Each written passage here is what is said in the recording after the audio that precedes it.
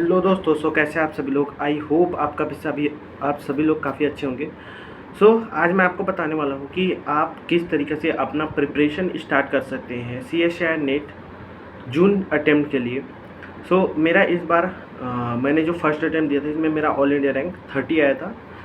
इसके एक्सपीरियंस के बेसिस पे मैं बताने वाला हूँ कि कैसे मैंने कम समय में तैयारी करके ऑल इंडिया रैंक 30 लाया और मेरा ओवरऑल स्कोर जो है 138 रहा।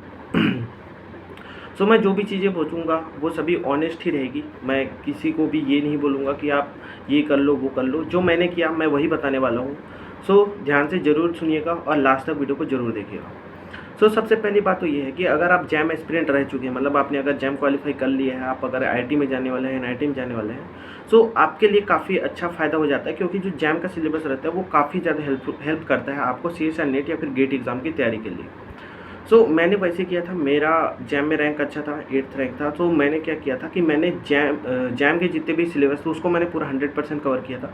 उसके बाद मैंने 2-2.5 महीने में जितने भी नेट गेट के जो सिलेबस होते हैं, एक्स्ट्रा सिलेबस होते हैं, मैंने उसको कवर करने की कोशिश किया और मैंने पूरे जो इम्पोर्टेंट जो चैप्टर्स होते हैं उनको कवर किया। जैसे कोऑर्डिनेशन हो गया, केमिकल काइनेटिक्स, इलेक्ट्रोकेमिस्ट्री हो गया और ऑर्गेनोमेट्रिक केमिस्ट्री हो गया। इन सभी चैप्टर्स, ऑर्गेनिक केमिस्ट्री में नेम रिएक्शन हो गया, रिएजेंट्स हो गया। इनको मैंने काफ़ी अच्छे से कवर किया। आप कोशिश ये कीजिए जो CSIR नेट एग्ज़ाम में आपको 100% जो है सिलेबस अगर नहीं भी आता है, आपको कोई बात नहीं है, मेरे को भी नहीं आता था। मैंने स्टैटिस्टिकल थर्मोडायनेमिक्स के कोई क्वेश्चन नहीं किए थे, मैंने थर्मो के भी शायद एक आध क्वेश्चन किए थे, मैंने क्वांटम के एक भी क्वेश्चन नहीं किए थे और स्पेक्ट्रोस्कोपी के भी मैंने बहुत सारे क्वेश्चन नहीं किए थे। आपको ज़रूरी नहीं है कि आपको सिलेबस पूरा आए, आपको अपने आप के ऊपर कॉन्फिडेंस ये रखना है कि मेरे को जो आ रहा है, मैंने जो पढ़ाई करी है उसमें मेरे को 100% देना है और उसके बेसिस पर आप किस तरीक़े से आप एक बहुत अच्छा स्कोर कर पाते हैं, वो जो है आपका ओवरऑल रैंक डिसाइड करेगा कि आपको जितना आता है आप उसको क्या अप्लाई कर पा रहे हैं। CSIR नेट एग्ज़ाम में 3 सेक्शन होते हैं, A सेक्शन, B सेक्शन और C सेक्शन। सेक्शन A में जो होता है 15 क्वेश्चन अटेम्प्ट करने होते हैं 20 में से, वो जनरल एप्टीट्यूड का पार्ट होता है। तो उसमें आप अगर कहीं 15 में से 10 कर पाए बहुत बेस्ट है, ठीक है, वो आपका बोनस पॉइंट है, क्योंकि बाकी लोग जो है सिर्फ और सिर्फ उसमें फोकस करते हैं अपना सब्जेक्टिव में। आप अगर इसमें अगर 15 में से 10 सही कर दिए तो आप बाकी लोगों से काफ़ी ज़्यादा आगे चले जाएंगे। जो दूसरा चीज़ है वो ये है कि आप कोशिश करिए कि जो सेक्शन C है जो 100 मार्क्स का होता है, सेक्शन A और B मिला करके 100 मार्क्स का होता है, सेक्शन C अकेले 100 मार्क्स का होता है। सेक्शन C में 25 क्वेश्चन अटेम्प्ट करने होते हैं और आपके पास 60 क्वेश्चन होते हैं। आप क्या कर सकते हैं, आपको 35 क्वेश्चन छोड़ने हैं। तो आप समझ रहे हैं, मतलब आपको लगभग 3 क्वेश्चन में लगभग 2 क्वेश्चन के 3 क्वेश्चन में लगभग 1 क्वेश्चन के अराउंड समथिंग रफली देख सकते हैं, ऐसा आपको अटेम्प्ट करना है। आपको 60 में से 25 अटेम्प्ट करने हैं, तो वो 25 में से कम 22-23 अगर सही हो गए तो आपके 85-90 नंबर सेक्शन C में ही बन जाएंगे। मेरे 90 नंबर सेक्शन C में ही बन गए थे, जबकि सेक्शन A और B मिला करके 46 नंबर थे मेरे, 46 नहीं 48 नंबर थे। तो सेक्शन C में ही 90 नंबर बन गए, इस वजह से मेरा 138 हो गया। सेक्शन C जो है वो की पॉइंट है, तो उसमें क्वेश्चन बहुत ज़्यादा हैं, आपको क्वेश्चन अटेम्प्ट करने कम है, 25 क्वेश्चन आपको अटेम्प्ट करने हैं।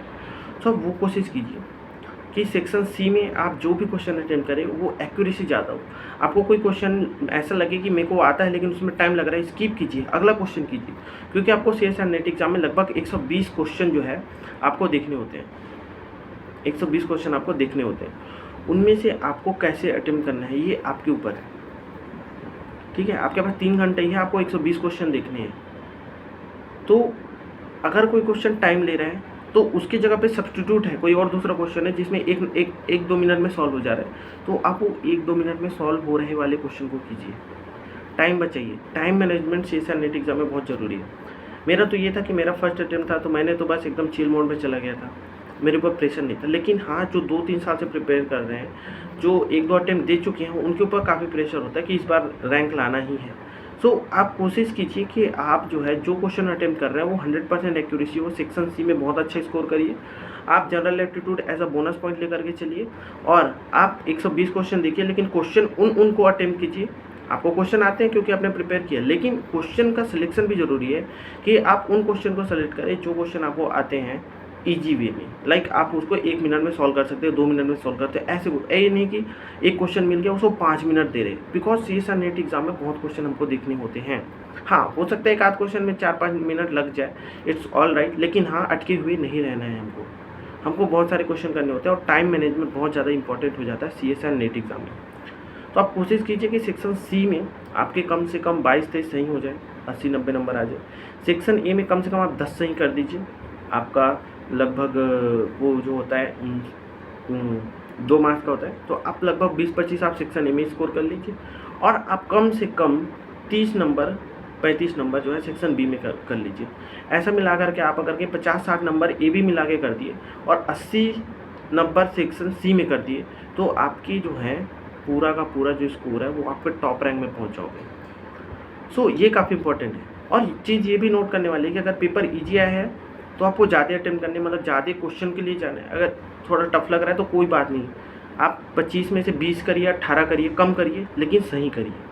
बिकॉज हमको नहीं पता कि क्वेश्चन कितना टफ आया है, कितने लोग गलत कर रहे होंगे।